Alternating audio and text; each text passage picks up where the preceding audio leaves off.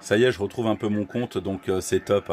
Quand on fait de la radio, bien souvent, eh bien, on chasse. Et pendant de nombreuses années, on appelle ça des chasseurs de contact. On lance des appels et on va chasser, on va trifouiller sur les fréquences pour voir ce qu'on entend et essayer de faire le contact. Aujourd'hui, il y a encore des chasseurs.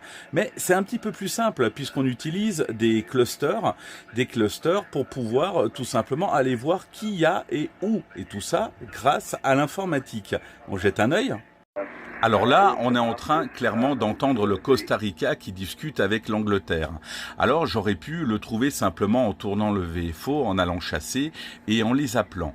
Mais voilà, on triche un tout petit peu. Il y a de grands chasseurs. Aujourd'hui, on fait beaucoup de DXCC, donc beaucoup de pays, au bout de très peu de temps. Mais aujourd'hui, c'est beaucoup plus simple puisqu'on a ces fameux clusters.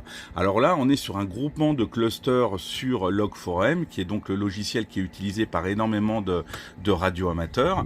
Et on peut aller choisir par bande ce qu'il y a sur les fréquences. Alors comment les deux communiquent? Eh bien, ça communique pas comme ça. À chaque fois qu'on va faire un contact, on a bien sûr un indicatif radio. Cet indicatif radio, on va le rentrer dans la base de données de Log4j. Ça va partir sur des nuages, soit sur qrz.com, Clublog, LOTW. Et ensuite, ces clusters vont répertorier ça et vont nous afficher en temps réel quelles communications sont en train d'être faites. Donc, soit on utilise un groupement de clusters ici, comme sur Log4j, ou après, on peut utiliser d'autres clusters, par exemple comme DXIT. Et DXIT fonctionne un petit peu sur le même principe, c'est en temps réel. C'est en temps réel. Ce qui est intéressant avec Log4j, c'est que ça prend en compte la propagation et ça nous montre un petit peu les probabilités de reliability, de contact avec la station.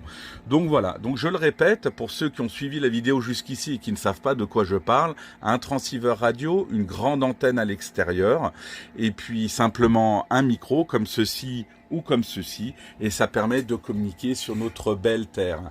Si vous avez aimé cette vidéo, n'hésitez pas à la partager. Et puis pour tous ceux qui sont restés jusqu'à la fin, les chasseurs ou autres, ne trouvez-vous pas que ces clusters cassent un tout petit peu la magie de la radio? Est-ce qu'on est encore chasseur quand on nous dit où sont les contacts? J'en sais rien. Moi, j'ai aucun avis là-dessus puisque je m'en sers. Allez, à très très vite. Et n'oubliez pas de vous abonner, ça fait plaisir. Ciao, ciao.